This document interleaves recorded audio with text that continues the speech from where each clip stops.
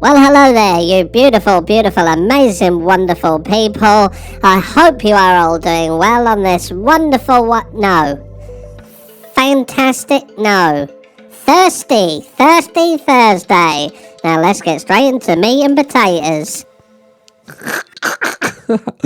I said, did I not say that Candace Owens and Erika Kirk were heading for a collision? Now, people were sceptical. No, they're not. What are you talking about? You don't know what you're talking about. Over there across the pond. You don't know what you're talking about. Well, I was right. Because Erika Huggy Wuggy Kirk has gone mental. And she has now told Candace Owens, definitely, to stop.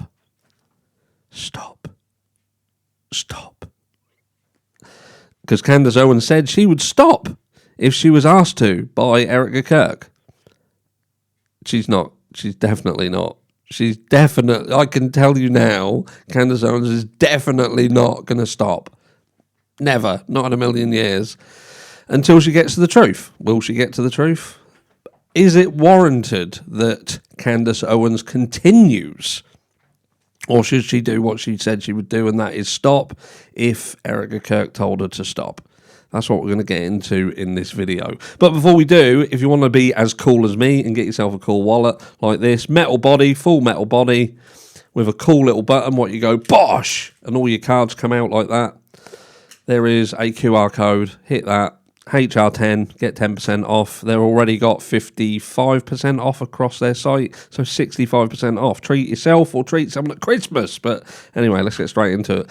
Let's first of all head over to Candace Owens herself.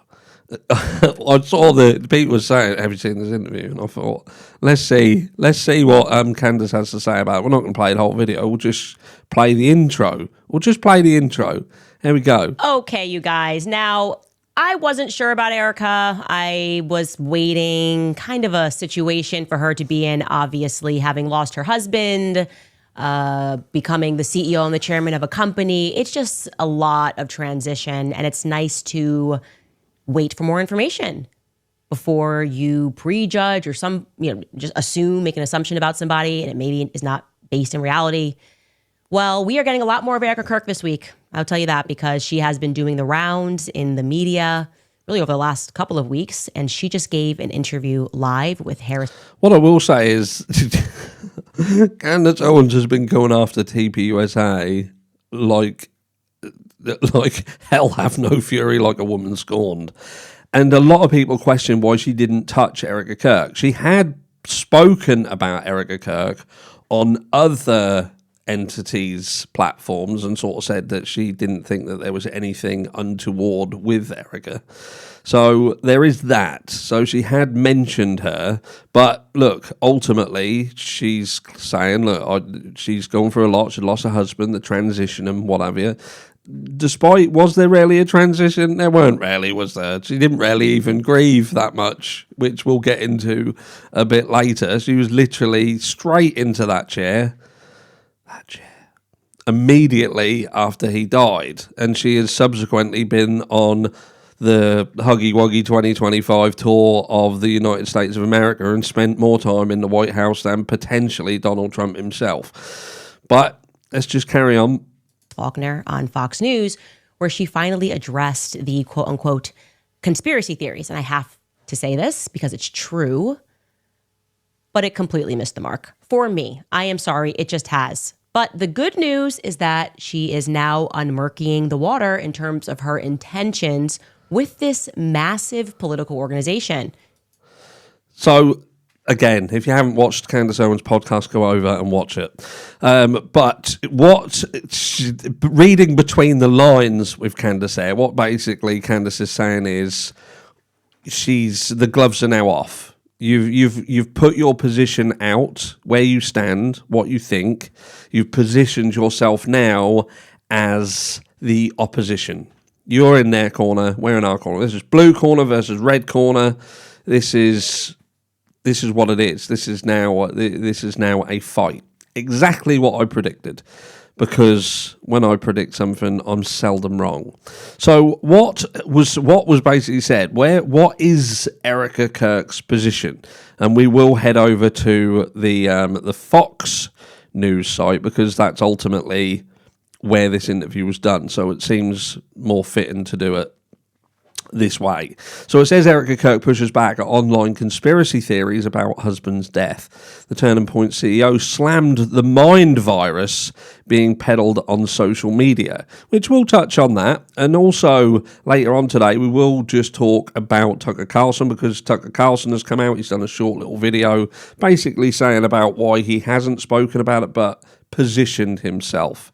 And I think it's important to understand especially one element of what Tucker Carlson is saying, and you can see how that fits into many of the cases that we talk about when we're talking about true crime, murder, all this sort of stuff. This what he talks about is that's the mind virus, that right there. And again, we'll talk about that later.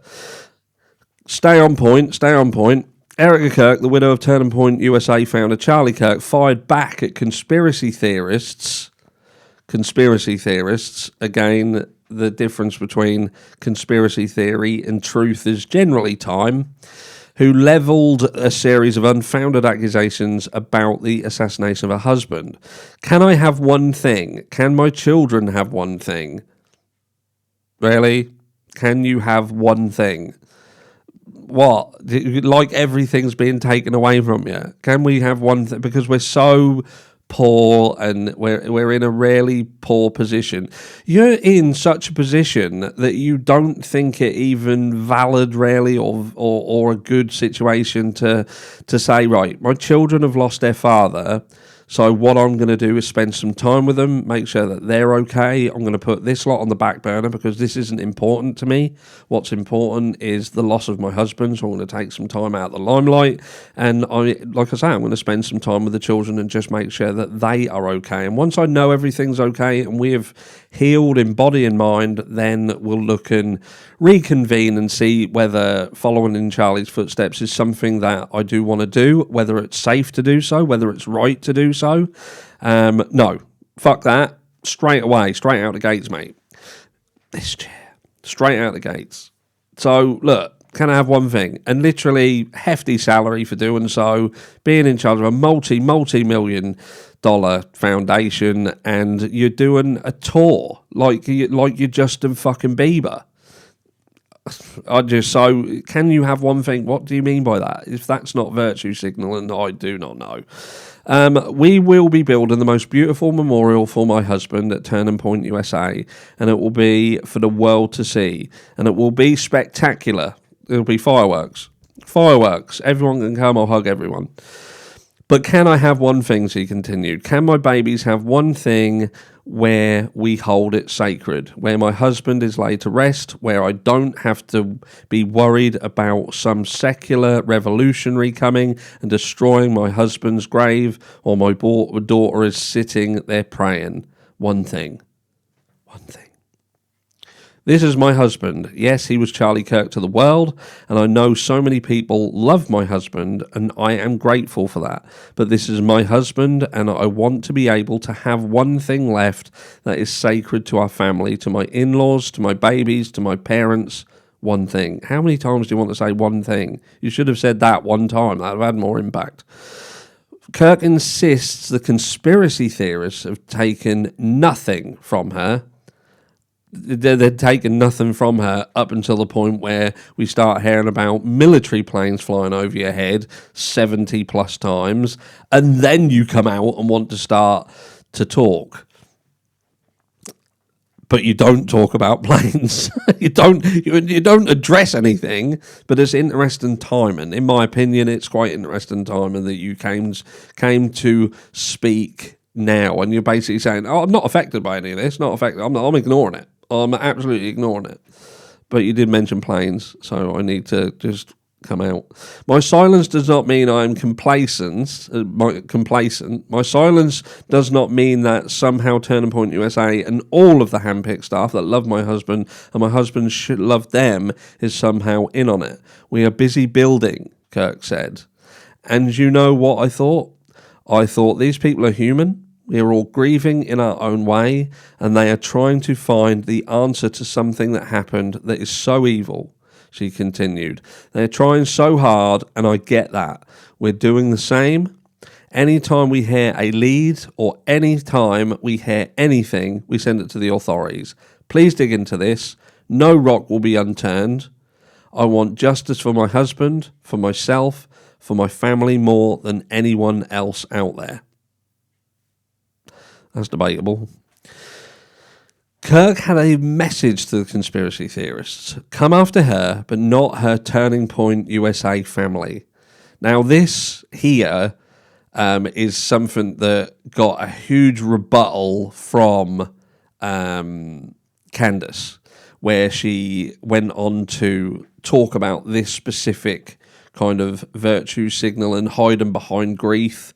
She kind of compared it to the BLM movement, where you kind of hide behind people's feelings and emotions.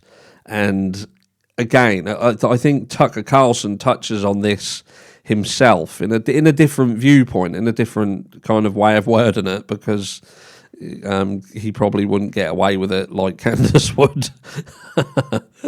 Saying TBUSA is like BLM, which I think I've actually got that in the background here. Is that here? Yeah, look. It is absolutely absurd notion that you cannot critique a $150 million organisation because the CEO says they are like family and are grieving. It is the exact same emotional strategy deployed by BLM in the wake of George Floyd's death, when I called out their shady behaviour. But yeah, do you know what I mean? But it does happen that way. This to me is still. This doesn't feel like it's from the heart with Erika Kirk. This feels like this is carefully constructed damage control. She's literally had certain things being said, like these planes and shit overhead, but she can't explain it. She can't explain why that would be the case. And you be flipping the fuck out? If I was in her position, I would be living with Candace. I would be sitting beside her at the screen. Do you know what I mean? Like, in one hand she's saying, I get it, people love Charlie, so they're looking at every single thing, but I'm not. She also comes out the gate and she has forgiven Tyler Robinson and offering forgiveness, and then in this she is literally, she calls it righteous anger basically towards Candace Owens, who, if you want to, and the reason is, this is where this becomes fractured, because you'll have some people who believe that Candace Owens is truly looking for the truth. That's what she's doing. And then there's going to be the other people like Meltdown Mickey. You know who I mean? The Beanie Boy who've literally lost his shit, who just basically will say, well, she's just doing it for content. Now, sadly, for people who do get jealous, there is a caveat to Candace Owens' popularity, and that is that she can do what she does, and she gets paid handsomely for doing it. And some people don't like that. Even when I do a video, people will crucify me. They'll call me a grifter. So it is what it is. Do you know what I mean? And I always say, look, unless you are somebody who doesn't have a job where you get paid and you do what you do for complete free out of the kindness of your heart, piss off criticising people who do earn money in a different manner than yourself. We don't come into your work and kick the willy out your mouth, do we? So don't do it here. And she goes on here. So, come after me, call me names, I don't care. Call me what you want, go down the rabbit hole, whatever. But when you go after my family, my Turning Point USA family, my Charlie Kirk Show family, that should be the fucking Truman Show family. Because the more you hear about this, the more it sounds like the Truman Show. When you go out for the people that I love and you're making hundreds and thousands of dollars every single episode, this is where we go, bing! So you're definitely aiming this towards Candace Owens, because as far as I know, there is nobody else who will be making hundreds of thousands of dollars every single episode. And it is quite likely that Candace Owens is making that sort of money per episode. It is quite possible, especially when you're looking at numbers into the millions, and you're doing multiple sponsorships that don't conflict with one another, so they are allowed to run multiple ads. But it is what it is. It's business. And if I could do it, I would do it. It wouldn't change who I was. I'd just do it, obviously, like we all would, deep down. And going after the people that I love, because somehow they're in on this. No, Kirk said. I've never seen you like this, Faulkner reacted. This is righteous anger. Righteous anger. So let's again get this into context. Tyler Robinson gets the grace of forgiveness. Some people question, do you forgive him because you just don't think it's him? You know it's not him. So it's easy to forgive him because it doesn't fucking make sense to me, especially if you even want to go down the religious route of all this and say, well, she's forgiven him because she's a religious person. You take God on your side and all of the things that come with it. So it gives her the strength to be able to say, no, I forgive. Okay, so you can forgive the person who killed your husband, but you can't forgive Candace Owens for trying to dig into what happens and raising some things that literally you should really be questioning. Why have I got them planes again? Planes again. Do you know what I mean? Surely you'd even think, look, if this is true, if this is accurate, then, and if it's not true, if it's not accurate, then raise that and say it's not true, it's not accurate, and prove it. It's not healthy. This is a mind virus. Yes, I believe in our judicial system. I do. We have a hell of a team working on this. Excuse my French, but this is not okay. Excuse my French. I think that was a fucking little bit of a dig. I think that was a dig. Excuse my French. We have a hell of a team working on this. Excuse my French. She's obviously saying because we have one hell, is she sort of referring to, I shouldn't have said hell, I'm an angel. But this is no okay. Or was she saying, excuse my French, as a little bit of a signal in there? French, remember, the Macrons potentially hit. Was that a little nod? Was that, this is not okay, and she just had to get French in there? I don't know. Again, if you want to go down the route of conspiracy theory, the really sharp-minded and sharp-focused people could look at that and think that is a very, very strategically hidden threat. But again, I'll let me know what you think to that. I'm just sharp. I'm fucking sharp. I know I look like a tattooed, fat, no-neck motherfucker, but I'm sharp, mate. I'm sharp. So you want to put these people back in the box where they've been creeping from, Faulkner asked. I don't care what box you're in, but just know that your words are very powerful. And we are human, Kirk responded. My team are not machines and they're not robots. We are human. We have more death threats on our team and our side than I have ever seen. I have kidnapping threats, you name it, we have it. And my poor team is exhausted. It's like you've got to feel sorry for them. Look at what they do. Look at what they do. You think that they haven't been having threats and having stuff chucked at them for fucking years. Charlie Kirk, if you want us, it's like you've got to believe the overarching narrative, which is you can't say certain things or upset certain people because it puts your life at risk.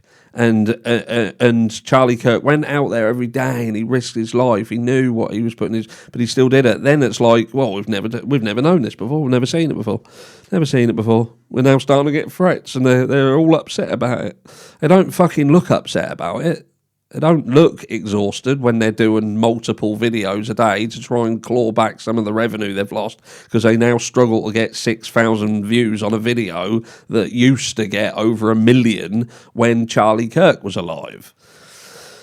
And every time they bring this back up, what are we supposed to do? Relive the trauma all over again? No, just fucking ignore it. Just ignore it. That's what you could have done. You could have simply ignored it. But something was said. People getting a little bit too close and asking certain things, and this then you needed to come out and speak. They watched my husband get murdered like I did as well, and I'm guessing some of you who watched this video now, you saw it. I have no idea how I would have reacted if I was there that day. You'd have probably fucking hugged everyone. And thank the good Lord that I did not have to see that happen. But my team, they are rocked to the core. Well, most of them didn't even fucking see it. The security team looked like they were on their phone most of the time, so that was reactionary, so they didn't actually see what happened, and they were standing behind, and there's no exit wound, so it's all fuck all from behind. And other people, as soon as they heard the crack and saw Charlie fall, they fucking walked off on their phone. So there we go. And every time they bring this back up, what we're supposed to do, relive the trauma over and over again. They watched my husband get murdered. I have no idea how I would have reacted. I don't know why I'm reading this twice, or did they write it twice? And thank the Lord I did not have to see that. But my team, they are rocked to the core. So why every single day did they have to be dragged through the mud, analysed, hyper-analysed? She added. Because that's what people do. When people die, when people are murdered, and the story that's being pushed out doesn't seem to make sense, people will naturally want to get to the bottom of it. They'll want to know what really happened. And that is where what Tucker Carlson says, and again, we'll cover that in video 2 later on today. So if you're not subscribed, subscribe, hit the notification bell so you get videos when YouTube decides to notify you. At the moment, I think I'm the naughty boy corner again. Do you know what I mean? It says, Kirk went on to slam the conspiracy collection vow and she won't back down from them. I'm not going to sit in the corner and cry and be in the fetal position, Kirk said. This is a duty to my husband and it is an absolute honour and I will never back down. And so my message to them is to stop. Stop. So there you go. Candace Owens gets told to stop. Gets told to stop. Now, she didn't have the balls to basically say, "This, I'm directing this at Candace Owens." She didn't have the nuts to say that. So in terms of who's got bigger balls between Erika Kirk and Candace Owens, it's quite safe to say that Candace is definitely got the bigger balls between the two of these individuals. But it has been said, Candace Owens did say she would stop if Erika Kirk asked her to stop. I don't think she's going to. So the question is that I put to you guys, is it time to stop? Is it time to let the chips fall where they may? Or is this now that Erika Kirk has firmly positioned herself as an opposition potentially to even the truth of what happened to Charlie, as she is seemingly offering support to an organisation that has been proven countless times over the years that they, and I'm talking about free letter agencies, that they act illegally. They hide the truth. They're now so arrogant that they will literally tell you a story and say you must believe us, even though in order to make it make sense, we have to basically tell you that the individual who was hit by this 30-06 round has got a metal neck. He is in fact Wolverine. He is the Man of Steel. That's the lunacy of it. That's arrogance. That is arrogance to believe that people are so fucking stupid that they will just believe what they're told. And then they'll just hide everything behind a gag order and say, oh, we've got to do this because it's national security. And you just have to be like, okay, we'll trust you. Just you tell us what went down and we'll just give you the thumbs up until next time when it all happens again. Anyway, love you all. I hope you all have a fantastic Thirsty Thursday. Again, you're looking absolutely amazing. I don't know how you do it. And I will catch you in video 2 later on today. Love you all.